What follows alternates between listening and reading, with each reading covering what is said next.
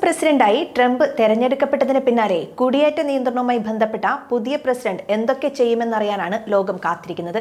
അനധികൃതമായി താമസിക്കുന്ന കുടിയേറ്റക്കാരെ കൂട്ടത്തോടെ നാടുകടത്തുമെന്ന് ട്രംപ് പ്രചരണ കാലത്ത് തന്നെ ആവർത്തിച്ചു പറഞ്ഞിരുന്നു.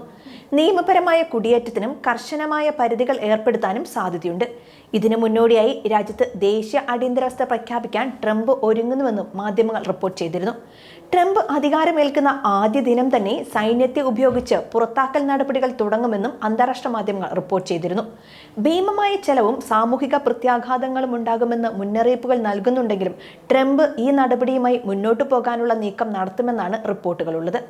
ഇതിനിടയിൽ ഇപ്പോൾ ചർച്ചയാകുന്നത് ന്യൂയോർക്ക് സിറ്റി മേയർ തെരഞ്ഞെടുപ്പാണ്. കുടിയേറ്റ നിയന്ത്രണം ട്രംപ് കടുപ്പിക്കാനൊരുങ്ങുമ്പോൾ പുതിയ മേയർ സ്ഥാനാർത്ഥി കുടിയേറ്റ ജനതയ്ക്ക് വേണ്ടി എന്തൊക്കെ ചെയ്യുമെന്ന പ്രഖ്യാപനത്തിനായി ന്യൂയോർക്കിലെ ഒരു വിഭാഗം ആളുകൾ കാത്തിരിക്കുകയാണ്. ന്യൂയോർക്ക് ഫോർ ഓൾ ആക്ട് എന്ന് വിളിക്കപ്പെടുന്ന ഒരു സംസ്ഥാന നിയമമുണ്ട്. അത് ഫെഡറൽ ഇമിഗ്രേഷൻ ഓഫീസർമാർക്ക് ന്യൂയോർക്കിലെ ആളുകളെ നിയമ നടപടികളില്ലാതെ തടങ്കലിൽ വയ്ക്കുന്നത് ബുദ്ധിമുട്ടുണ്ടാക്കുമെന്നാണ് ഏറ്റവും പ്രധാനപ്പെട്ടത്.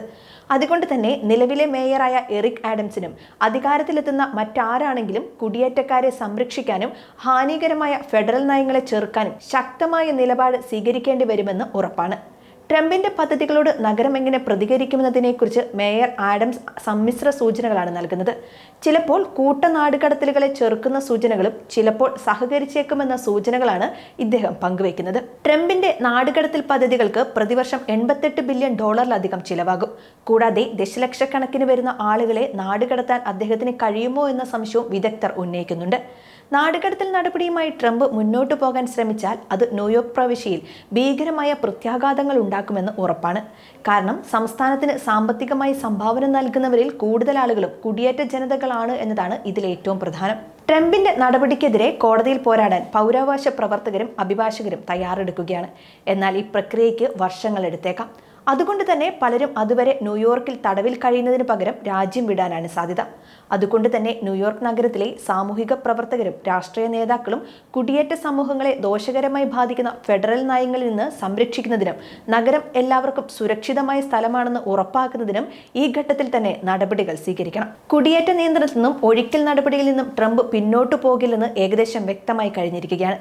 ഇതിന്റെ ഉദാഹരണമാണ് നിയുക്ത പ്രസിഡന്റ് ഒരു ദേശീയ അടിയന്തരാവസ്ഥ പ്രഖ്യാപിക്കാൻ തയ്യാറാണെന്നും കൂട്ട നാടുകടത്തൽ പരിപാടിയിലൂടെ ബൈഡന്റെ കാലത്തെ അധിനിവേശത്തെ മറികടക്കാൻ സൈന്യത്തെ ഉപയോഗിക്കുമെന്നും സോഷ്യൽ മീഡിയയിൽ പ്രചരിച്ച പോസ്റ്റ് ട്രംപ് തന്റെ സോഷ്യൽ മീഡിയ പ്ലാറ്റ്ഫോമായ ട്രൂത്തിൽ പങ്കുവച്ചത്. ഏകദേശം 4,25,000 പേർ ആദ്യഘട്ടത്തിൽ നാടുകടത്തപ്പെടുമെന്നാണ് കണക്കുകൾ സൂചിപ്പിക്കുന്നത്. കൂട്ട നാടുകടത്തലിലൂടെ ആകെ 10 മില്യണിലധികം പേരെ പുറത്താക്കപ്പെടാനുള്ള സാധ്യതയുമുണ്ട്. ദേശീയ സുരക്ഷയ്ക്കും ജനങ്ങളുടെ സുരക്ഷിതത്തിനും വേണ്ടിയാണ് നടപടിയെന്നാണ് ട്രംപ് നൽകുന്ന വിശദീകരണം.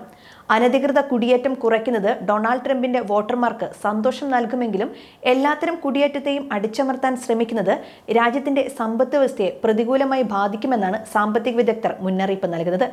അമേരിക്കൻ ഇതര തൊഴിലാളികൾ US തൊഴിൽ വിപണിയുടെ നിർണായക ഭാഗമാണ്.